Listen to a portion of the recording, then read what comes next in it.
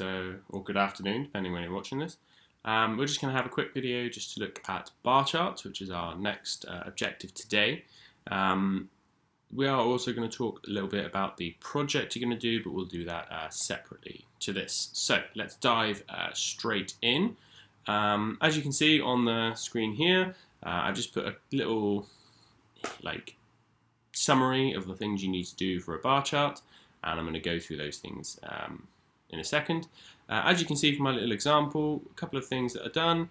Label the X and Y axis. Remember from our coordinates, X is the one across and Y is the one up and down. Keep a gap in between each bar. You can see those blue bars over there aren't all joined together. They're like each are separate bars. That's because if you think about it, they're each separate bits of data, and we don't want to make it look like one is kind of a part of the other. They all want to be seen as discrete separate values. All the bars need to be the same width, and again you can see that from the example there. You don't want to have like really wide ones and really thin ones. They all have to be the same size. If they're different widths, that's something called a histogram, and if you finish the activities today, there is a little guide of how to do them on Teamy. Categories go on the bottom, and most importantly frequency, or how many you have, goes on the y-axis. So let's have a little look at how that works in practice. So you might get a question that looks something like this, where you've got John, he asks people in the class what their shoe size is, and he collects the data. And you're going to try and draw a bar chart. We could have drawn a pie chart, could have drawn a bar chart, but we're going to just look at bar charts today. So he's got all this information, it's all kind of scattered around. We've got 7s and 5s and 6s. So the first thing we need to do is to try and organize the data. Before we can draw a bar chart, the first thing we need to do is put this in a table, and that makes it much, much easier for us to use. So what does that table look like? We call it a frequency table because tells us the frequency, how many times we have something.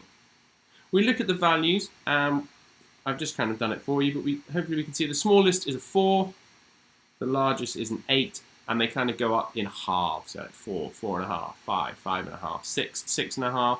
So the first thing we need to do is to fill in the categories. We know we're going to go from 4, and we're going to go all the way up to 8. And we know they're going up in halves in between. So we might have 4.5, and 5, and so on, all the way. And here's one I made earlier. It's going to look something like this. So the first thing we need, now we know that those are the different types of data we have, but we have some of them more than once. So let's just pick one at random. Let's just pick a 5. Okay. If I look in the data, I can see I've got 1.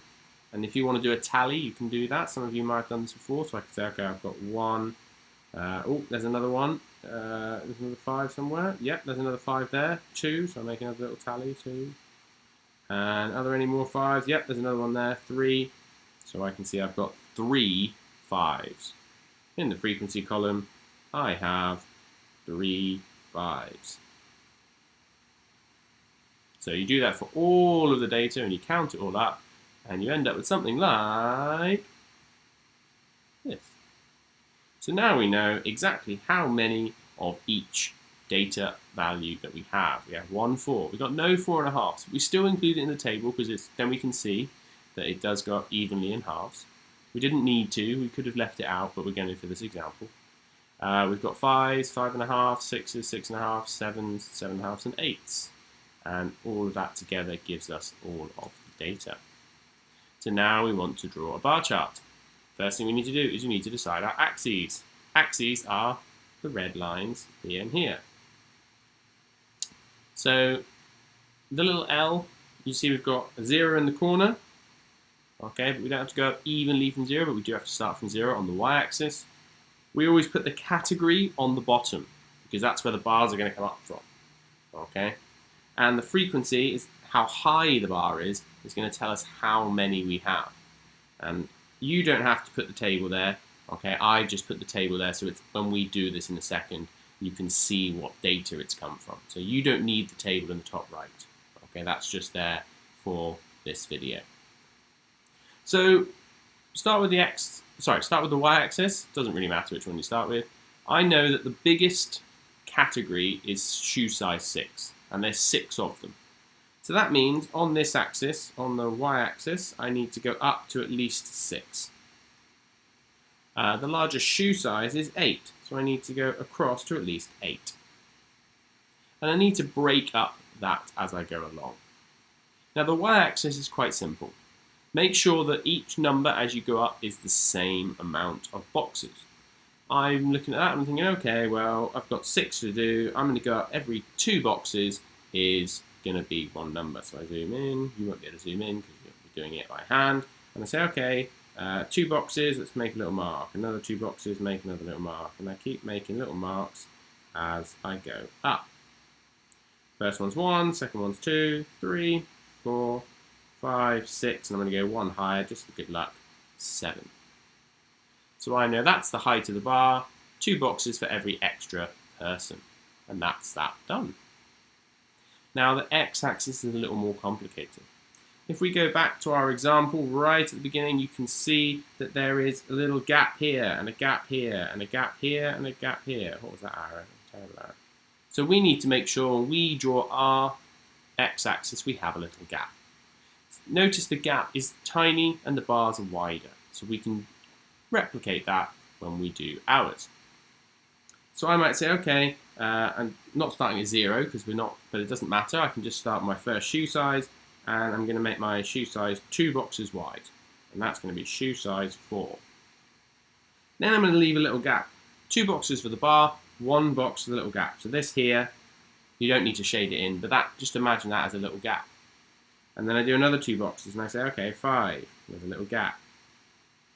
And 6 with a little gap. Oh, no, don't do that. Luckily for you, I can rub out 4.5. 5. 5.5. And so on. I keep going all the way until I get to 8. And when you're finished, it will look something like this. So you can see the little gaps. Okay, I'm not going to shade them in because that looks messy, but you can see the little gaps. Now I'm doing this electronically, you're going to do this by hand. You will use a ruler because otherwise it looks messy. So I can see the first one, I've got shoe size of 4, there is 1 person. So my bar needs to go up to 1, across 2 boxes and down. Now the next one, 4.5, there is no shoe size 4.5, but we still need to leave a space for it. And it'll look better when we're finished and we can analyze it more. You'll see why in a second. We get to 5 and we go up to 3, across 2 boxes and down to the bottom. 5.5, it's 5 people, so we go up to 5, across and down. Oh, not like that.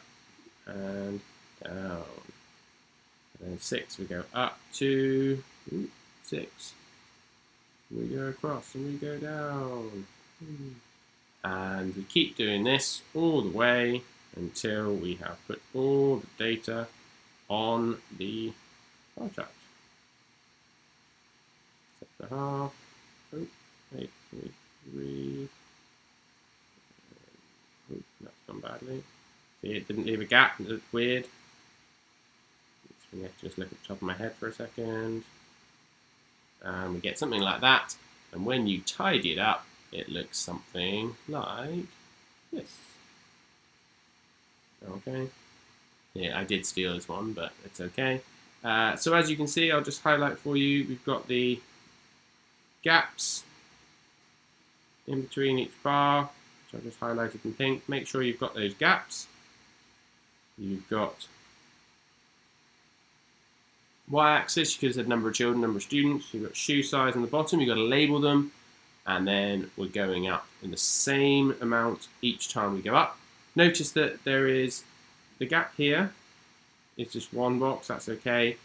It can be 1 box gap, it can be 2 box, as long as it's the same gap all the way through, and all the bars are the same width. When you do these, just get rid of all of that. Okay, notice I haven't done any shading. I know some of you like to do pretty colours, and that's great. But it's the boxes and the size and the bars that are important. Okay, if you want to add pretty colours to make it look even better, then that's your choice. So, that's a very quick run through of how to do a bar chart. I've got 5 of them for you to do. Remember, for each one, you need a frequency table and a bar chart. Some of the questions you've got the frequency table given to you. If you don't get given it, you need to draw one yourself. You'll see as well, I've shown you how you could have done this with a little tally. Okay, so if that helps you to count, that's fine as well. Make sure and after you've done each bar chart, just go back, and I'm just scrolling through, and this is in the guide. Make sure that you have hit all the key points, which I'll remind you of again. X and Y axis labeled, so that's labels X and Y axis. Keep a little gap like this one here. All the bars need to be the same width across, and frequency always goes on the side, how many, and what you're doing goes on the bottom. So have a go at those on the Teamy resources now, and as always, I'll be available if you need me to. And later on today, we're going to talk a little bit about the project. Okay.